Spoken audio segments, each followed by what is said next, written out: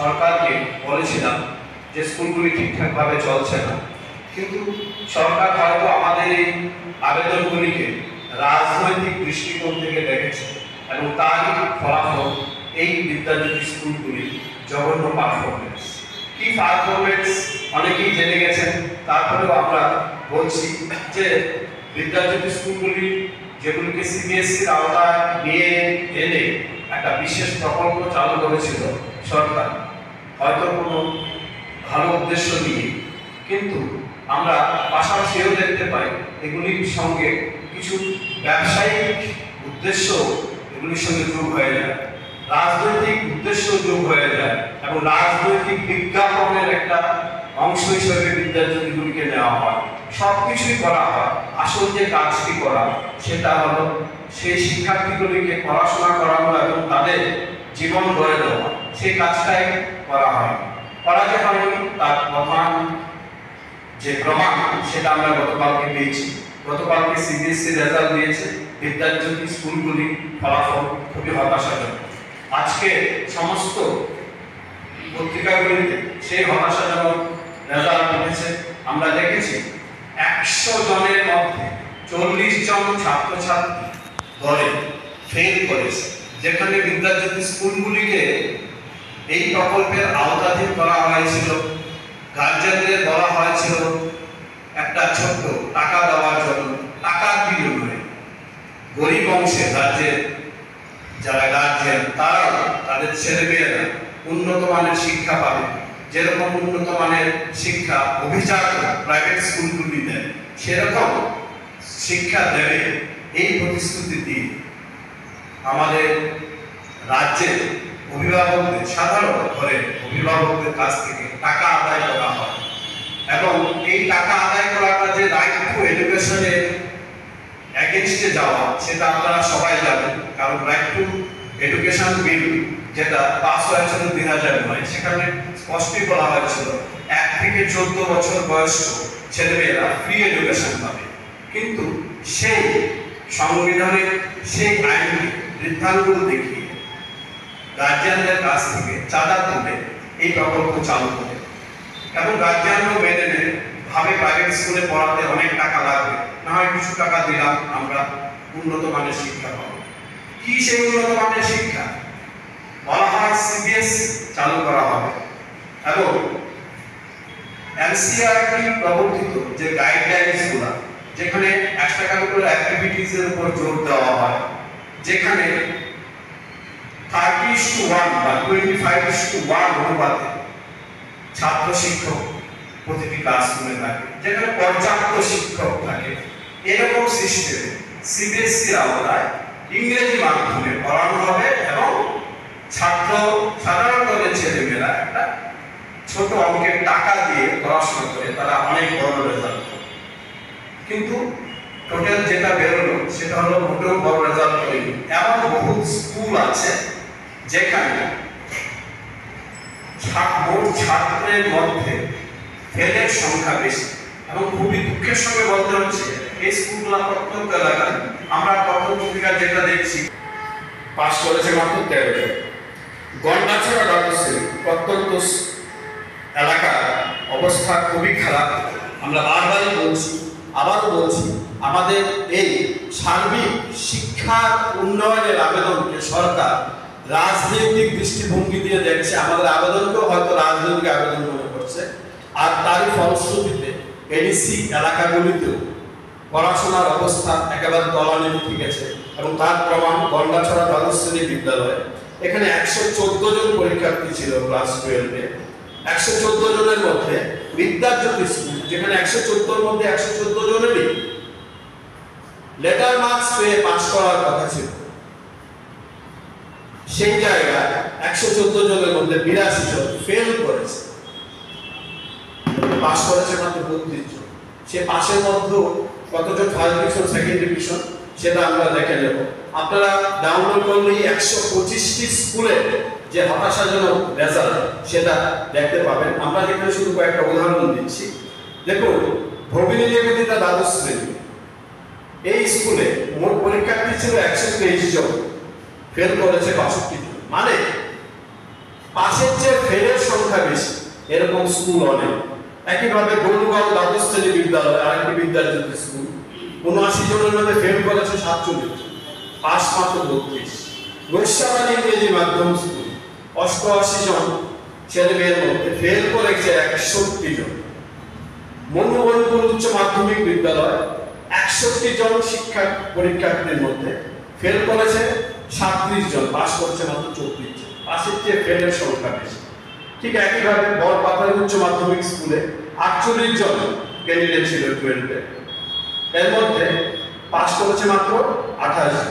এইভাবে আমরা দেখতে পাচ্ছি কি, যেখানে এরকম উৎকর্ষ মানের বিদ্যালয় স্থাপন করে উৎকর্ষ রেজাল্টের কথা, সবার লেটার মার্কস পেয়ে মেধাবী ছাত্র হয়, তারা অনেক উঁচু স্তরে যাওয়ার কথা, সেখানে আমাদের রাজ্যে শিক্ষার মান দিন দিন নেমে যাচ্ছে। এবং বিদ্যাজ্যোতি প্রকল্প নামে একটা প্রকল্প চালু করে আমরা বিদ্যাজ্যোতি প্রকল্পের বিরোধী নই, কিন্তু আমরা এই বিদ্যাজ্যোতি প্রকল্পের মাধ্যমে যে একটা ডিভিশন তৈরি করা হচ্ছে সমাজে, এই বিদ্যাজ্যোতি স্কুলে যারা টাকা দিয়ে পড়বে তারা এখানে পড়তে পারবে, যাতে টাকা নিয়ে পড়তে পারবে না। আবার টাকা দিয়ে পড়েও কি লাভ হলো? কোনো লাভই হলো না, কষ্টে, খুবই কষ্টে এই টাকা পয়সা দিয়েও তাদের ছেলে মেয়েরা ফেল করবে। আমাদের এখানে আবেদন থাকবে নামে একটা প্রকল্প চালু করে আমরা বিদ্যাজ্যোতি প্রকল্পের বিরোধী নই, কিন্তু আমরা এই বিদ্যাজ্যোতি প্রকল্পের মাধ্যমে যে একটা ডিভিশন তৈরি করা হচ্ছে সমাজে, এই বিদ্যাজ্যোতি স্কুলে যারা টাকা দিয়ে পড়বে তারা এখানে পড়তে পারবে, যাতে টাকা নিয়ে পড়তে পারবে না। আবার টাকা দিয়ে পড়েও কি লাভ হলো? কোনো লাভই হলো না, কষ্টে, খুবই কষ্টে এই টাকা পয়সা দিয়েও তাদের ছেলে মেয়েরা ফেল করবে। আমাদের এখানে আবেদন থাকবে, আমরা বারবারই বলছি, কোনো রাজনীতি নয় পড়াশোনা নিয়ে, শিক্ষা নিয়ে, শিক্ষা ভবিষ্যৎ। তাই শিক্ষা গড়ে তুলতে হলে আমাদের প্রদেশ কংগ্রেসের এটাই আবেদন থাকবে যে যারা এডুকেশনিস্ট তাদের নিয়ে একটা প্যানেল করে কিভাবে বিদ্যাজ্যোতি প্রকল্পকে সার্বিক করা যায় এবং বিনা পয়সা, রাইট টু এডুকেশন, আপনাকে পয়সা নেওয়ার অধিকার দিচ্ছেন আজকের এই সংবিধান অনুযায়ী। সেই সংবিধান আপনারা যদি পাল্টে ফেলেন কোনোদিন, সেটা অন্য ব্যাপার, বর্তমানে এটা দিচ্ছে না। তাই সবাইকে এবং সার্বিক জনগণের কথা ভাবে, সার্বিক শিক্ষার্থীদের কথা ভাবে বিদ্যাজ্যোতি প্রকল্প সমস্ত স্কুলে চালু করা হোক, উৎকর্ষ মানের হোক, ব্যবসায়িক দৃষ্টিভঙ্গি এটা দূর করা হোক। যে শিক্ষামন্ত্রী আমলে এটা শুরু হয়েছিল সেই শিক্ষামন্ত্রী আজ মুখ লুকিয়ে আছেন, কোনো কমেন্টস আমরা দেখতে পাচ্ছি না। বর্তমানে যিনি শিক্ষামন্ত্রী তিনি মুখ্যমন্ত্রীও, তারও এই বিষয়ে কোনো কমেন্টস দেখতে পাচ্ছি না। আমরা প্রাক্তন শিক্ষামন্ত্রীর সময়ে এই বিদ্যাজ্যোতি নিয়ে কিছু কিছু ব্যবসায়িক অভিযোগ, কিছু কিছু অর্থনৈতিক অভিযোগ পেয়েছিলাম, সেটারও কোনো উত্তর পাইনি। আমরা বারবার বর্তমান শিক্ষামন্ত্রী যিনি মুখ্যমন্ত্রী, ওনার কাছেও আবেদন জানিয়েছি, কিন্তু আজকের এই রেজাল্ট বলছে তিনি এই বিষয়টি নিয়ে, অর্থাৎ শিক্ষা নিয়ে সম্পূর্ণ উদাসীন। এবং পাশাপাশি যে কথাটি সে বলে আমি শেষ করব, সেটা হলো পাহাড়ে এডিসি এলাকায় শিক্ষার অবস্থা খুবই খারাপ।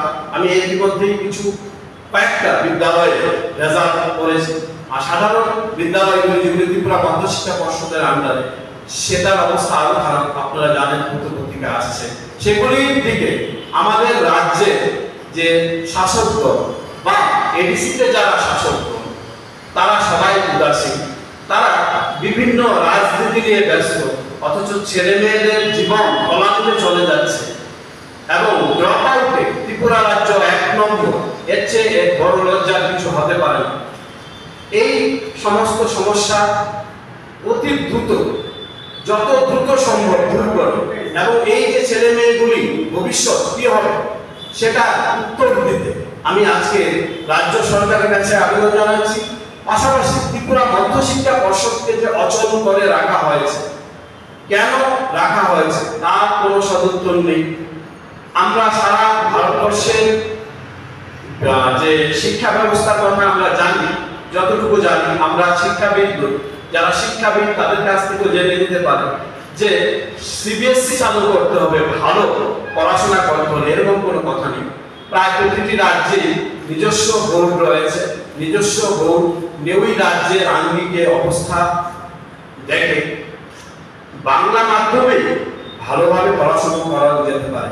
ইংরেজি মাধ্যমে পড়াতে হবে, সিবিএসসি চালু করতে হবে, এরকম কোনো কথা নেই। বিদ্যাজ্যোতি প্রকল্প বা যে কোনো প্রকল্প এই সিস্টেমে চালু করে রাজ্যের শিক্ষা ব্যবস্থা যেভাবে গঙ্গা প্রাপ্তি ঘটতে চলেছে তা যেন সরকার অবিলম্বে রোধ করার চেষ্টা করে এই আবেদন রেখে, এবং আমরা সরকারের প্রতিটি পজিটিভ স্টেপ যেগুলি নেয় শিক্ষার উন্নয়নের জন্য সরকারের পাশে থাকবো। শিক্ষা নিয়ে কোনো রাজনীতি নয়, এই কথা দিয়ে আজকে সাংবাদিক সম্মেলন শেষ করছি। ধন্যবাদ। আপনাদের দাবি যেগুলি বা আগামী দিনে কি পরিকল্পনা নেবেন, এইগুলি তো চলছে প্রথম থেকে আপনি আন্দোলন বলছেন, এর আগে সাংবাদিক সম্মেলন করে এই কথাই বলছিলেন, আজকেও বললেন, কি পদক্ষেপ থাকবে যুব কংগ্রেসের, কি কর্মসূচি নেবেন আগামী দিন? আগামী দিন কর্মসূচি আমরা প্রদেশ কংগ্রেস ইতিমধ্যে আমরা বলেছি যে এই ব্যবস্থার উন্নতি যদি না হয় আমরা রাস্তায় নামবো। আমরা আপাতত আবেদন রাখলাম রাজ্যের যারা এডুকেশনিস্ট আছে তাদের দিয়ে শিক্ষা ব্যবস্থা যে একেবারে তলানিতে থেকে গেছে, গঙ্গা প্রাপ্তি ঘটতে চলেছে, তার থেকে বাঁচাতে আপনারা ব্যবস্থা নেন, নতুবা আমরা রাস্তায় নামবো। আর আপনারা যদি ব্যবস্থা নেওয়ার জন্য আমাদের ডাকেন বা দল মত এগুলির ঊর্ধ্বে উঠে শিক্ষাকে বাঁচাতে, কারণ শিক্ষা বাঁচলেই রাজ্যটা বাঁচবে, সেটা যদি আপনারা করেন আমরা অবশ্যই সঙ্গ দেবো, আর যদি না করেন আমরা রাস্তায় নামবো। আজকে কি বিষয় নিয়ে প্রেস মিট করছে? আজকের বিষয় বিদ্যাজ্যোতি নিয়েছিল। বিদ্যাজ্যোতির যে সার্বিক ফেলিউর এবং সঙ্গে সঙ্গে রাজ্যের শিক্ষা ব্যবস্থা যে একেবারে গঙ্গা প্রাপ্তি করতে চলেছে সেটা নিয়ে আজকে সাংবাদিক সম্মেলন। এটাকে রাজনৈতিক কোনো ধরনের কোনো রাজনৈতিক অভিসন্ধি আমাদের নেই। শিক্ষাকে বাঁচালে ত্রিপুরাটা বাঁচবে, ত্রিপুরাটা সব দলের সব মানুষের ত্রিপুরাবাসী। ত্রিপুরাকে বাঁচাতে হলে শিক্ষাকে বাঁচাতে হবে, এটাই আমাদের মূল কথা।